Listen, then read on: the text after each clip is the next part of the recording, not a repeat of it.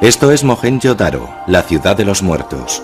Las ruinas del centro de una gran cultura que floreció hace miles de años en el Valle del Indo. Fue la mayor civilización de su tiempo, mayor que Egipto o Mesopotamia, la más antigua del sur de Asia.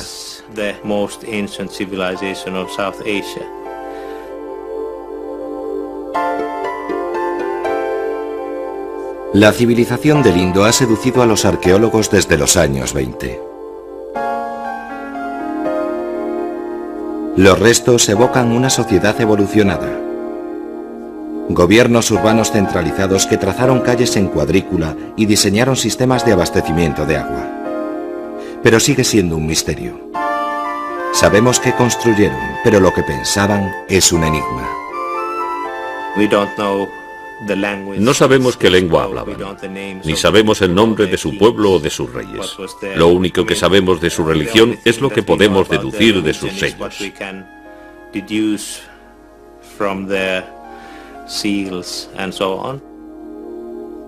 Lo que queda del sistema de pensamiento y de creencias del pueblo del Indo, o tal vez de su literatura, está aquí. Pequeños símbolos, algunos muy familiares, otros totalmente misteriosos, grabados en sellos de piedra encontrados en el suelo. El mero hecho de que la gente escribiera ya nos dice algo sobre su sociedad. Y si el material diario en que escribían sobrevive bien, tenemos cosas que alguien escribió sin atreverse a soñar que lo leerían 5000 años después. Eso lo vuelve aún más emocionante. Eso sí puedes leerlo. Pero estos símbolos son un misterio. La escritura del Indo es un código secreto. La historia que cuenta se ha perdido en el tiempo.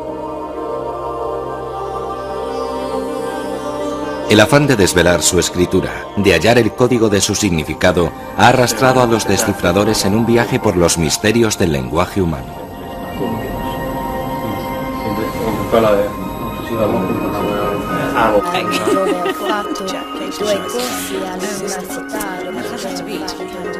Usamos códigos a diario. Cada palabra que escribimos, que pronunciamos, el lenguaje en sí es un código. Y la lengua que nosotros conocemos es un misterio para el extranjero. En inglés, un árbol es a tree. Para un francés, un arbre. En Israel es etz, y los japoneses lo llaman ki. Un mismo objeto, distintos códigos para designarlo. Si tenemos un código común, podemos comunicarnos. Si no es así, si los sonidos y símbolos de la lengua están protegidos por el secreto o se han perdido en el tiempo, hay que descifrar el código para extraer el significado.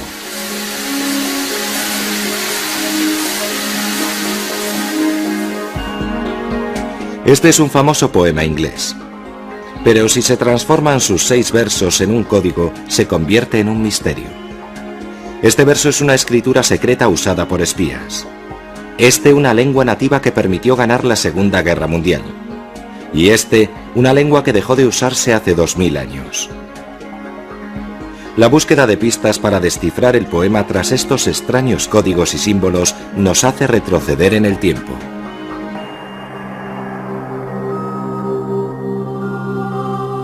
El descifrado de códigos se remonta al antiguo Egipto. Los egipcios consideraban la escritura un regalo de los dioses. Pero el desarrollo de los jeroglíficos, un código de dibujos, es un logro exclusivamente humano.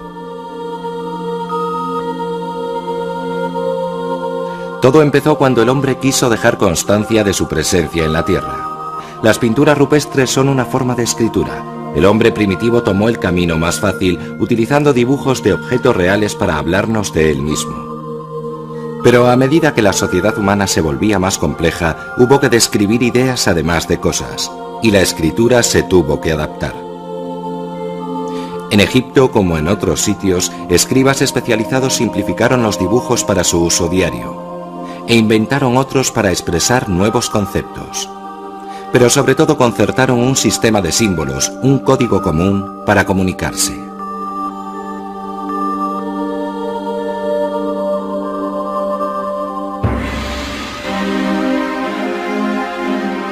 El sistema egipcio de 700 símbolos se usó durante 3000 años, hasta el siglo IV, cuando fue sustituido por un sistema de escritura más sencillo y flexible, el griego.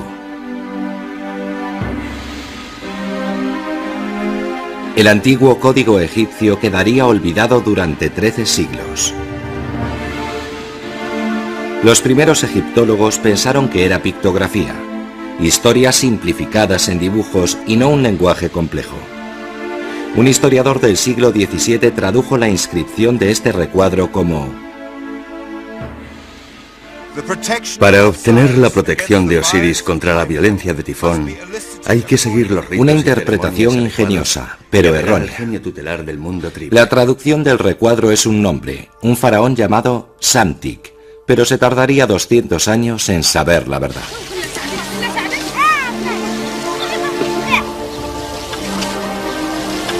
En 1799, estudiosos e ingenieros franceses que siguieron a Napoleón en su invasión de Egipto empezaron a excavar en busca de tesoros arqueológicos.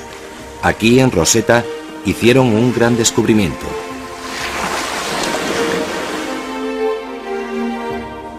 Una piedra cubierta de inscripciones en 3 alfabetos distintos. Uno de ellos el de los jeroglíficos egipcios. Debajo una forma de escritura diaria egipcia llamada demótica, y debajo el más importante, el griego. Y según el texto griego, las 3 versiones expresaban lo mismo. Como la piedra Rosetta estaba escrita en griego, sabíamos qué decía.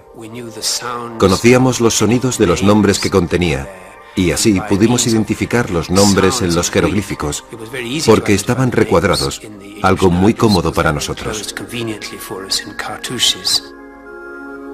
Con la piedra de Rosetta, lo que los descifradores llaman una chuleta, el francés Jean-François Champollion siguió las pistas que conducían de un código conocido, el griego, a otro desconocido, los jeroglíficos egipcios. El razonamiento de Champollion era que aunque los nombres comunes, como árbol, cambian de un idioma a otro, los nombres propios no cambian. Su sonido único se transcribe de un alfabeto a otro, así que partiendo del griego buscó nombres propios como el faraón Ptolomeo. Luego, analizando la versión egipcia, vio que este recuadro también decía Ptolomeo.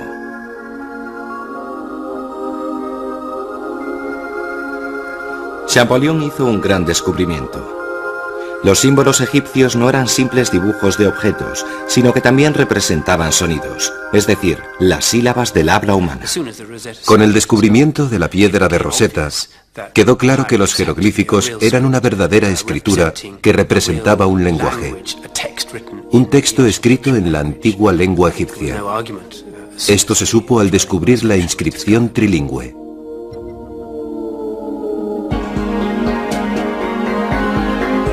Nuestro poema demuestra que los símbolos egipcios pueden designar palabras sencillas o complejas. Este dibujo significa viento. Este otro es el sonido P, parte de la palabra nepapa, que significa mecerse, más difícil de expresar en una sola imagen.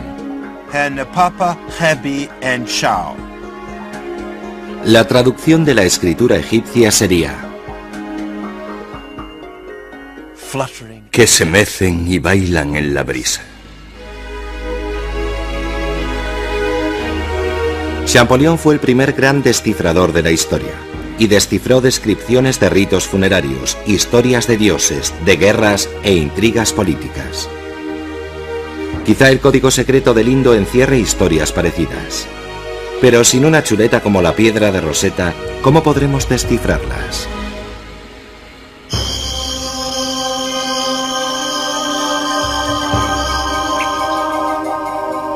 La selva mexicana esconde monumentos de otra civilización.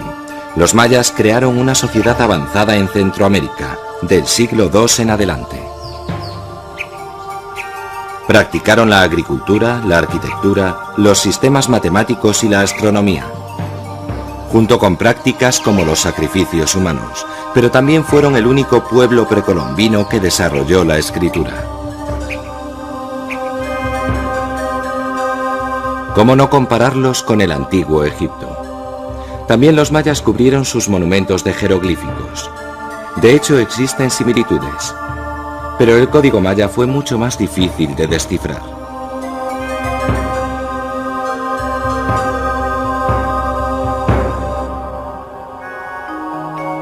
Hasta hace poco también la escritura maya se consideraba mera pictografía, cuando en realidad su escritura es compleja, flexible y capaz de transmitir incluso la poesía.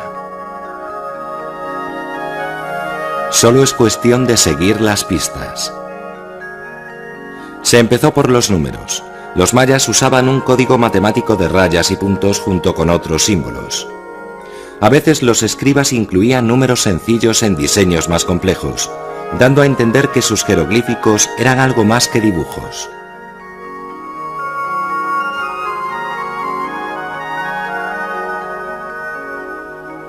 Otra pista, el calendario maya. Con su obsesión por los movimientos solares, desarrollaron un código astronómico para llevar la cuenta del tiempo con exactitud. Pero durante siglos, los estudiosos se negaron a creer que los mayas estuvieran tan avanzados en materia de escritura como en números, hasta que en los años 50, un ruso estudió el enigma maya.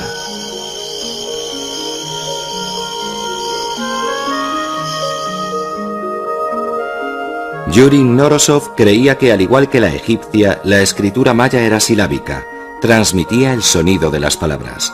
Pero él no tenía su piedra de Rosetta, se tuvo que conformar con otra chuleta criptográfica, la continuidad humana.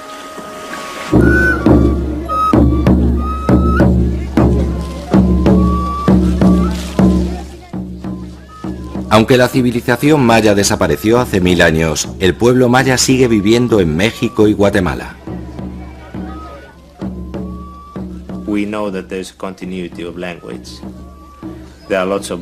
Sabemos que hay continuidad en la lengua. Actualmente se hablan muchas lenguas mayas con una clara continuidad arqueológica. Así que se puede suponer que la lengua pertenece al grupo maya. Knorosov empleó esa continuidad de la lengua para descifrar el código maya. Estudió un libro milenario de fechas y profecías, el Códice de Dresden.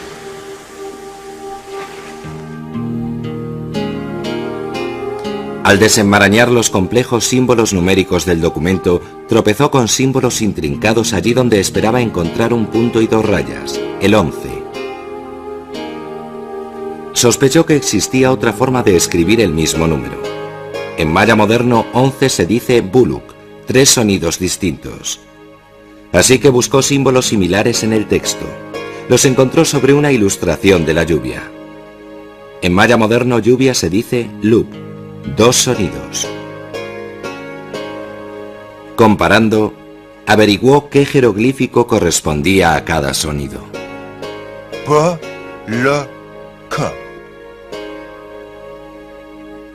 Knorosov encajó las primeras piezas. Ahora la historia escrita de los mayas es un secreto desvelado. Vemos unos signos que hablan de la coronación del rey Cambalán en el siglo VIII después de Cristo. Hay una fecha y mencionan la cinta que le anudaron en la cabeza. Debajo está el nombre del rey, serpiente jaguar. En este bloque pone Kinich, un título honorífico que significa cara de sol. Vemos que usan 3 signos, Kin, que significa sol, y luego 2 signos fonéticos, Ni y Chi. Aquí vemos un dedo y un pulgar tocándose así. Kinichi, así se deletrea esa palabra.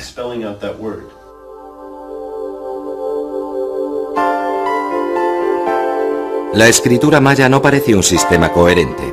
A diferencia de nuestro alfabeto de 26 letras, los mayas combinaban sus 800 símbolos de muchas formas distintas, pero se puede traducir nuestro poema cifrado.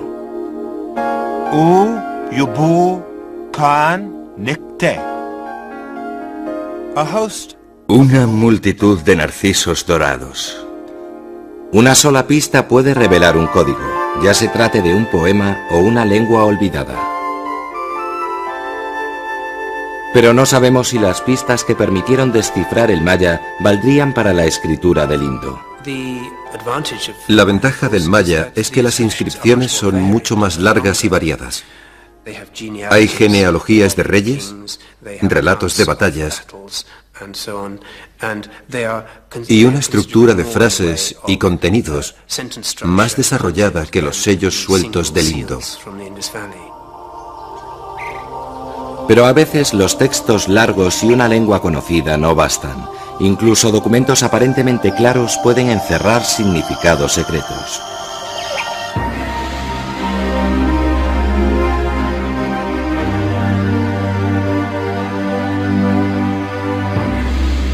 Esta es la cuna de la civilización occidental. El cristianismo y el judaísmo surgieron en el desierto de Israel. Los misterios de sus orígenes religiosos permanecieron enterrados aquí durante 2000 años.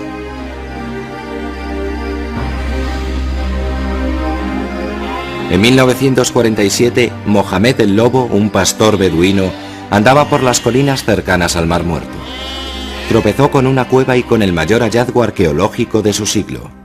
En ella encontró unas ánforas que contenían antiguos documentos, los que se han dado en llamar manuscritos del Mar Muerto.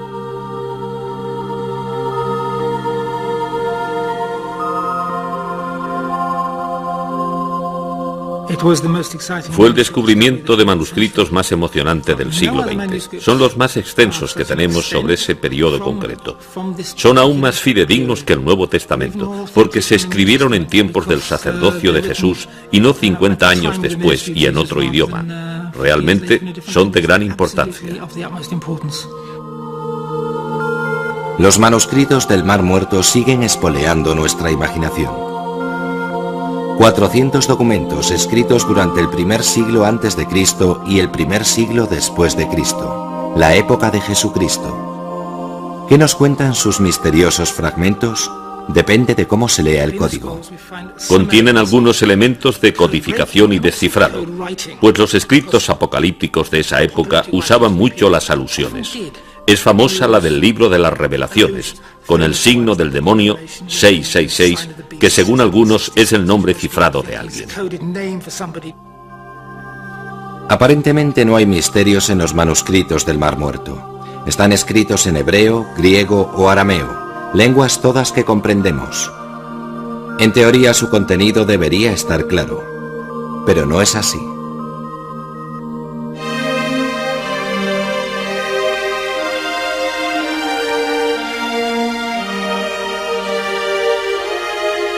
Estos manuscritos siempre han sido un enigma. Hay un documento de cobre que se abrió aparte con mucho cuidado y contiene pistas de un tesoro enterrado. En la bodega del patio de Mateo hay leña y en medio de ella una cisterna con 70 talentos de plata. En el monumento funerario, en el tercer nivel, 100 lingotes de oro.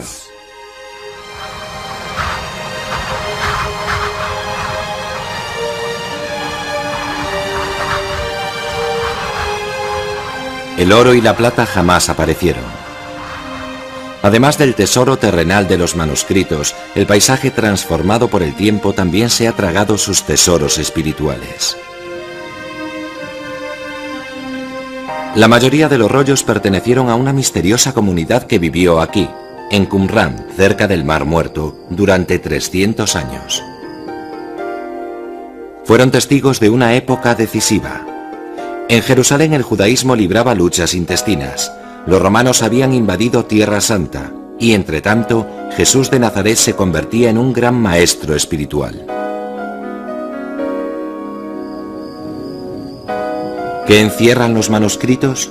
Quizá la vida de Cristo o terribles profecías. Depende de cómo se interprete el código. Al descifrar los manuscritos del Mar Muerto, todo depende de cómo se encajen las piezas. Algunos son fragmentos del Antiguo Testamento que conocemos bien.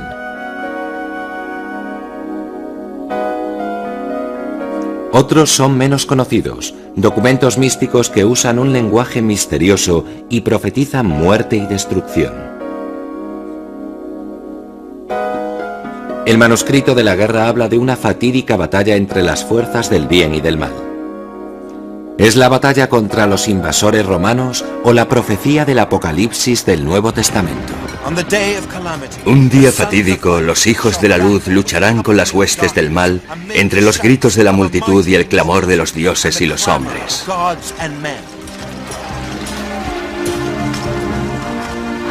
El manuscrito más sugerente, el de Damasco, nos habla del fundador de la comunidad. Un maestro recto que se enfrentó a un mentiroso y a un sacerdote perverso. ¿Fue un judío carismático o el propio Jesucristo?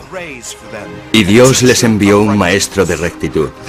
Fue en los tiempos en que se alzó el burlón y derramó sobre Israel torrentes de mentiras. Los manuscritos son exasperantes porque utilizan constantemente un código, y a todos los personajes que mencionan les aplican ese código. El maestro recto, el sacerdote perverso, el embustero sin remedio, el torrente de mentiras, el burlón y demás.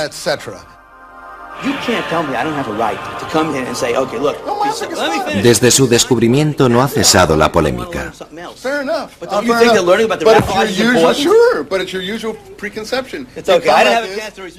Su lenguaje cifrado suscita agrias discusiones. Las interpretaciones varían, desde un relato de los orígenes de la cristiandad hasta la visión de un futuro apocalíptico.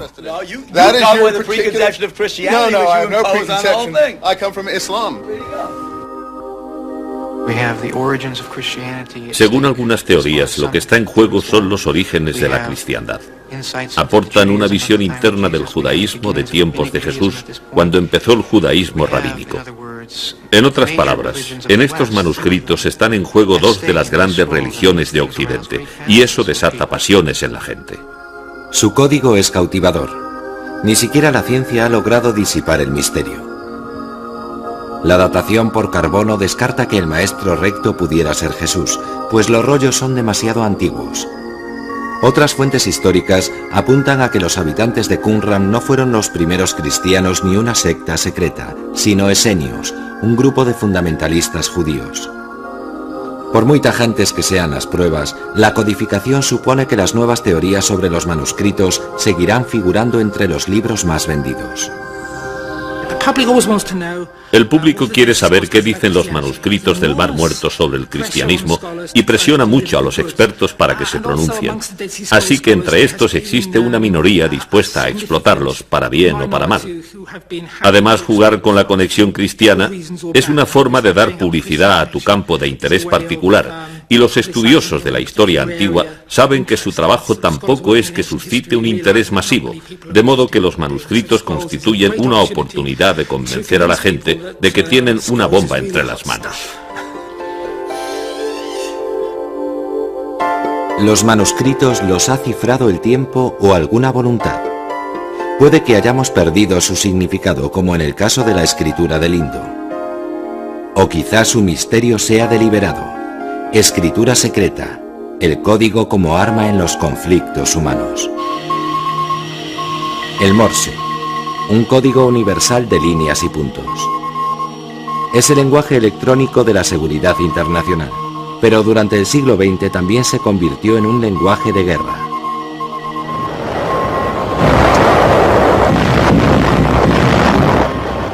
Un lenguaje internacional que cualquiera con una radio, amigo o enemigo, podía entender. Así que en tiempos de guerra hubo que rodear el Morse de secreto. Códigos y claves secretos. Se desfiguran las palabras o se barajan las letras matemáticamente. Estos son los lenguajes misteriosos de la guerra.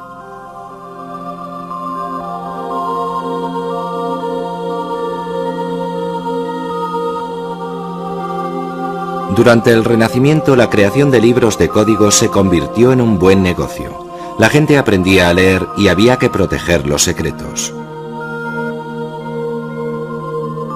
Los diccionarios secretos de palabras corrientes, traducidas a oscuras secuencias de letras y símbolos, fueron vitales en las intrigas políticas y en la diplomacia, o para adelantarse a un rival comercial.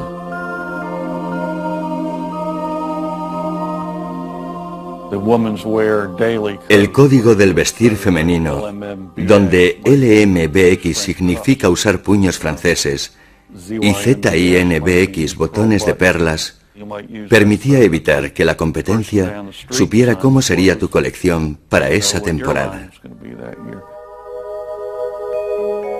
Pero los libros de códigos, incluso militares como este japonés, son vulnerables. Las palabras y letras repiten ciertos esquemas. La T y la E son las letras que más se repiten en inglés. La palabra stop se usa muchas veces en los telegramas. En cuanto se descubre un patrón, se empieza a rasgar el velo. Los códigos no son seguros. Pueden ser descifrados, pierden actualidad y hay que distribuirlos. Si en la Segunda Guerra Mundial los alemanes hubieran usado libros de códigos, todas las imprentas habrían tenido que dedicarse a imprimirlos.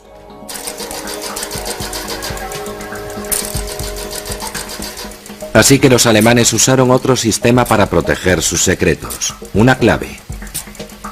A diferencia de los códigos que suelen traducir palabras completas, las claves mezclan letras sueltas. Una fórmula matemática normalmente aplicada a máquina convierte el texto corriente en texto cifrado. El remitente y el destinatario no necesitan libros, sino una configuración para poner en marcha el sistema. La clave de acceso. Puedes tener el mismo tipo de sistema que yo, pero si mi reglaje es distinto, con un punto de partida diferente, si el código es bueno, teóricamente no lo podrás descifrar. Así que desde siempre, la integridad de cualquier código ha residido en la configuración, la clave de acceso al mensaje cifrado. Una cuadrícula a partir del alfabeto es el codificador más sencillo que existe, diseñado en el siglo XVI por el diplomático francés de Villeneuve. Emplea una clave para cifrar los mensajes. Pongamos que el mensaje es Today y la clave B. Primero escribimos la clave debajo del mensaje, repitiéndola hasta llegar al final. En este caso nos da BB. Ahora aplicamos el cuadro de Villeneuve. Primero tomamos la letra B de la clave. La primera letra del mensaje es T, así que el criptograma pasa a ser U. Para dar con la segunda letra del criptograma, la letra clave es E, la del mensaje O, así que nos bajamos y tenemos S. Para la última letra, la clave es E, el mensaje I y el criptograma C.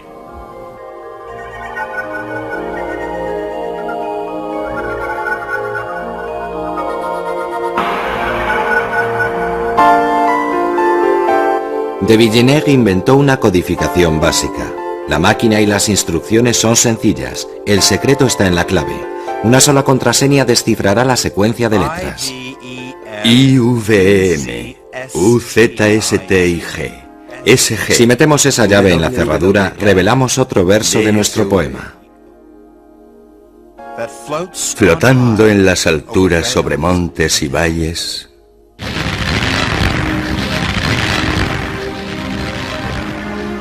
Las guerras del siglo XX exigían sistemas de codificación rápidos y seguros. Estos cambiaron para transmitir instrucciones militares, complicándose para confundir al enemigo. En la guerra de la información, las armas eran los criptógrafos, y descifrarlos era tan importante como dirigir la infantería o planificar ataques aéreos. Cuando Hitler invadió Europa, su criptógrafo Enigma se convirtió en el mayor objetivo aliado. Desarrollado para un uso civil y adaptado por el ejército alemán, Enigma era como una máquina de escribir eléctrica. Al pulsar una tecla se enviaba una señal a través de varios rotores interconectados y de un conmutador de clavijas hasta encender una bombilla, la letra cifrada. A cada pulsación se movían los rotores y la letra siguiente era impredecible. La clave estaba en la elección de los rotores, en su orden y sus posiciones iniciales, y en el cableado del conmutador de clavijas. Ambos eran regulables. El número de combinaciones de una enigma de 3 rotores es de 3 veces 10 a la potencia 114. Esto es más que todos los átomos del universo. Toda la máquina de guerra alemana utilizaba el Enigma. Cada ejército tenía su versión y sus propias claves de acceso que cambiaban a diario para transmitir órdenes a la aviación o los submarinos. Para descifrar a Enigma hacían falta matemáticas muy sesudas y una astucia elemental, lo que se aunó en los talentos fomentados entre los universitarios británicos que se encerraron en una mansión en pleno campo, Bletchley Park. Muchos de esos chicos eran hachas del ajedrez, del póker y de los crucigramas. Era como pertenecer a la élite de uno de los colegios de Cambridge. Todos procedíamos de campos distintos. Éramos todos académicos, entusiastas, y lo pasamos en grande a nivel intelectual. Se trataba de descifrar a escala industrial. 10.000 personas estrujándose los sesos para descubrir las claves de Enigma que cambiaban a diario. A veces había que ser drástico para averiguar la contraseña de las máquinas alemanas para un día concreto. Cuando cribaban los mensajes de los nazis en busca de patrones, incluso los mejores matemáticos como Alan Turing, padre del ordenador, necesitaban información para ponerse en marcha. Él recurrió a un joven licenciado en historia. Organizamos el apresamiento de una trainera de información meteorológica, de la que robamos todas las claves para el mes de junio. Pero el enigma naval presentaba tal dificultad que para finales de ese mes, después de leerlas todas, me dijo que si no le conseguía más, no podía garantizar una lectura sin tropiezos. Después de mucho discutir con él y con el almirantazgo, era muy arriesgado apresar otra trainera, imagínese. Así lo hicimos a finales de junio y conseguimos las claves de julio. Después de eso, Turing no volvió a mirar atrás. Ahora que sabía algo de las configuraciones de las claves, Bletchley Park se centró en el punto débil de Enigma, el error humano. Los operadores que tenían que combinar la clave diaria oficial con su propia contraseña de 3 letras para los rotores, usaban varias veces las mismas 3 letras. Además, en ocasiones tenían que repetir el mismo mensaje día tras día. Esos errores fueron cruciales.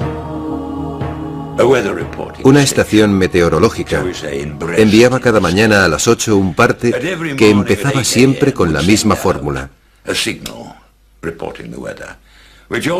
Así que cuando captábamos esa señal de las 8, decíamos a los chicos de las máquinas, esta señal significa tal cosa, y se ponían en marcha. Había que accionar los tambores que contenían los rotores codificadores. Si los hacías girar, alterabas la secuencia de codificación de las letras. Y uno de los chicos de Bletchley Park se dio cuenta de que debían hacer precisamente eso. Así que lo comprobó y vio que tenía razón. Los llamaban los tontos. Bastaba que un operador de radio repitiera un mensaje descifrado previamente con viejas claves de acceso para adivinar la clave de enigma de todo un ejército alemán para un día concreto. Pero comprobar una intuición sobre una máquina con un número astronómico de configuraciones posibles exigía mucho más que buenos matemáticos con lápiz y papel. Resultaba demasiado lento. Necesitaban un arma secreta. El precursor del ordenador electrónico. Esta máquina se llamaba bomba. Su nombre en clave, el de un postre de helado. Era la imagen de Enigma en el espejo diseñada para comprobar rápidamente las sospechas. Una bomba era equivalente al cableado de Enigma. Si tenías la chuleta e intuías el contenido del mensaje, podías comprobarlo, pero tenías que ir probando hasta hallar la posición de todos los rotores. Es decir, ejecutar 26 por 26 por 26 posibilidades. Y eso lo hacían los rotores de la bomba en más o menos una hora, recorriéndolas rápidamente. En cuanto tenías las configuraciones, tenías el mensaje. Los alemanes creían que el enigma era un misterio impenetrable. QADTT. RGZGR. Los alemanes no habían contado con el hecho de que sus grupos de 5 letras cifradas pudieran ser susceptibles de tan intrincados e ingeniosos análisis a escala industrial. Cuando de pronto vi una alfombra. Hacer saltar el enigma alemán fue una de las mayores victorias aliadas en una guerra donde el interceptar códigos y descifrar mensajes era más importante que nunca. Sin esa inteligencia vital, llamada Ultra, los submarinos alemanes que atacaban las flotas de suministro americanas habrían provocado una hambruna en Inglaterra, y la invasión de Europa el día D habría sido caótica. Enigma era un sistema mecánico, y el hombre lo venció utilizando máquinas. Pero en la guerra los códigos deben ser indescifrables, y los americanos encontraron uno en su propia casa, una lengua oral, casi tan antigua como el paisaje del que provenía.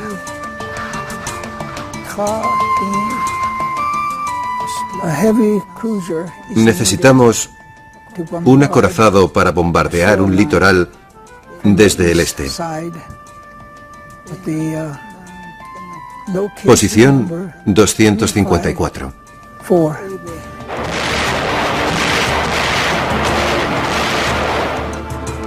...1942... La Guerra del Pacífico se intensificaba. Los japoneses tenían dos ventajas: la superioridad naval tras Pearl Harbor y la capacidad de leer los códigos militares americanos. Para retomar la iniciativa, estos necesitaban un sistema de codificación seguro y rápido. Se sugirió que se utilizara una lengua india codificada para frenar el avance de los japoneses. Eligieron un idioma poco conocido en Estados Unidos, una lengua sin escritura, y acudieron a los indios navajo para elaborar algún tipo de código. Desde Nuevo México a Arizona, los marines reclutaron a jóvenes navajos que hablaban tanto el inglés como su idioma nativo.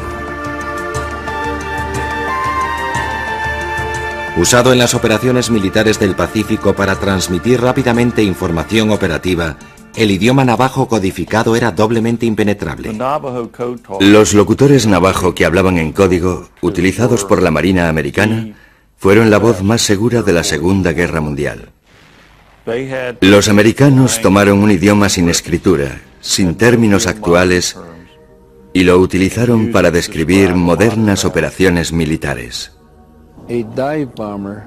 Un bombardero se llamaba Jin. En navajo, Jin significa un halcón que se lanza en picado. Ayazi es huevos, eso serían las bombas. Nomasi es patata, las granadas de mano. Y Chertolaji, tortuga, eso serían los tanques. Y ya tenían un alfabeto codificado a partir de las iniciales en inglés de la correspondiente palabra en navajo. Li, Shash, Bear, Si, Muse, Cat, D, B, Deer, E, L. El navajo era rápido, algo fundamental en la guerra moderna, y su nivel adicional de palabras clave lo volvió indescifrable para los japoneses. En Filipinas capturaron a un soldado y se enteraron de que era navajo. Se lo llevaron a Tokio y quisieron que interpretara esa lengua que oían por radio. Y él dijo: sí, es navajo, pero no entiendo lo que dicen.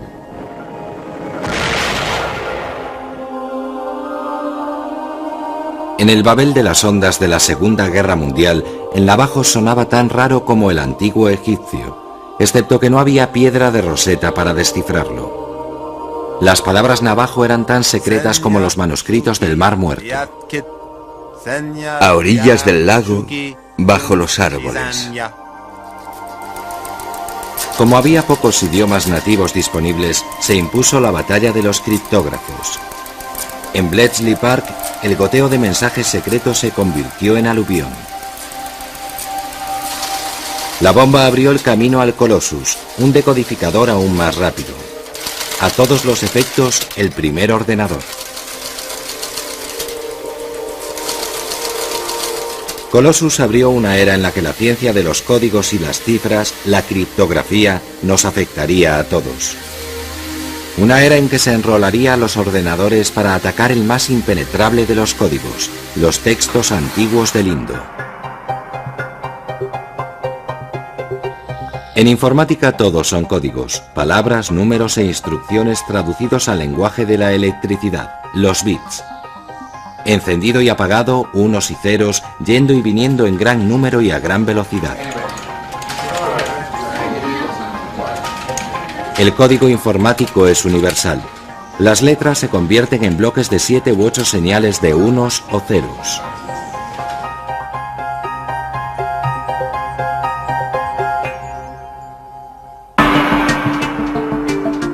Si barajamos todos esos unos y ceros con matemáticas controladas por ordenador, obtenemos mensajes cifrados cuya complejidad ridiculiza al enigma. La gente ha renunciado a intentar codificar letra a letra y ahora convertimos los mensajes en secuencias de bits. Luego se puede codificar bit a bit, como hace la telefonía móvil, o dividir los bits por bloques y codificar los bloques. Estos ocupan más que una letra normal, así que codificas caracteres de 8 y los mezclas.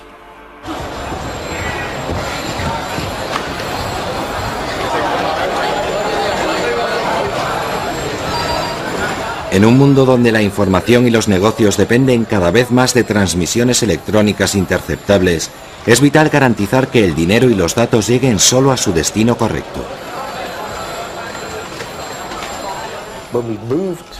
Al pasar del comercio basado en papel al comercio electrónico, perdemos la seguridad tradicional de reconocer a nuestro interlocutor, conocer a las personas, operar en un recinto cerrado. Así que tenemos que encontrar formas de identificar a la gente, cosa que permite la criptografía, una herramienta crucial para el comercio electrónico seguro. Cuando usamos un cajero automático o damos los datos de nuestra tarjeta de crédito en Internet, empleamos una contraseña para entrar en un sistema cifrado que protege nuestros datos. Sin darnos cuenta, entramos en el mundo del secreto electrónico. La criptografía es necesaria para evitar que alguien lea o modifique lo que se envía. Hace años que he tomado por norma que ningún sistema informático es seguro si no utiliza la criptografía en algún punto.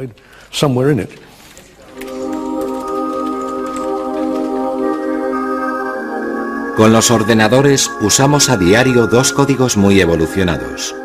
Uno es una clave electrónica secreta. BB 5324. El otro, el lenguaje común que hablamos y escribimos. Vagaba solitario como una nube. Y así se revela el poema. 6 códigos distintos, en tiempos considerados indescifrables, permiten a los decodificadores revelar el famoso poema de Wordsworth, Los Narcisos. Vagaba solitario como una nube, flotando en las alturas sobre montes y valles, cuando de pronto vi una alfombra, una multitud de narcisos dorados a orillas del lago, bajo los árboles, que se mecían y bailaban en la brisa. Pero aún falta por descifrar un código. La escritura del Indo.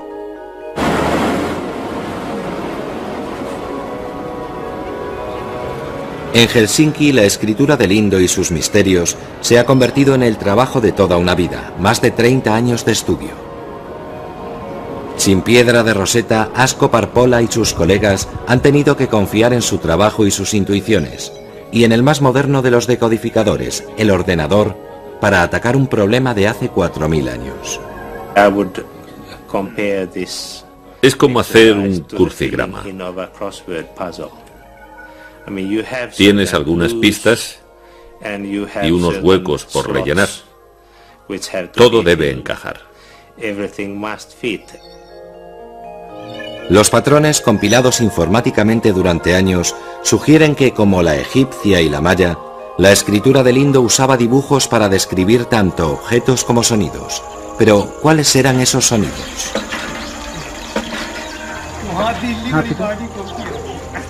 Es intuición, pero los finlandeses creen que los habitantes de Mohenjo-Daro hablaban un tipo de lengua conocida como Dravidia, que aún se habla en el sur de India.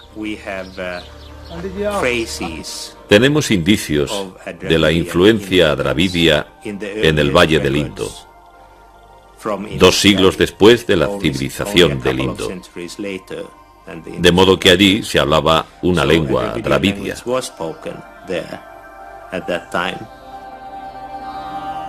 Una sospecha informada, horas de ordenador, 30 años de análisis. ¿Y el éxito? Aún no. He presentado interpretaciones de 25 signos sobre un total de 400. Es un buen comienzo, pero tropiezo con la ambigüedad de los signos.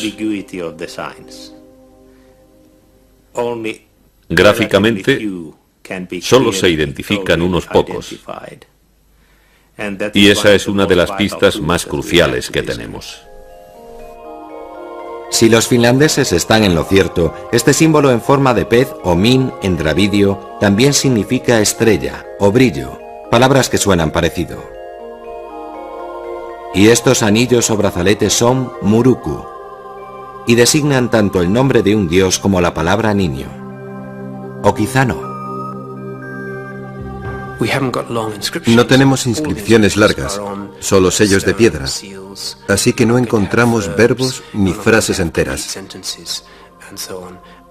Por poner un ejemplo, es como intentar descifrar la inscripción de mi reloj o de una moneda. No es lo mejor para empezar. Pese a tantos esfuerzos, la escritura del Indo sigue sin descifrarse. Sus profundos misterios siguen ocultos. Es uno de los caprichos de la historia que los antiguos escribas del Indo consiguieran algo de lo que ahora, pese a tanta sofisticación informática, somos incapaces. Un código indescifrable. Si el hombre puede inventar un código, puede descifrarlo. Quizá los únicos códigos indescifrables sean producto de la historia y la evolución, lenguas perdidas en el tiempo o encerradas en el cerebro humano.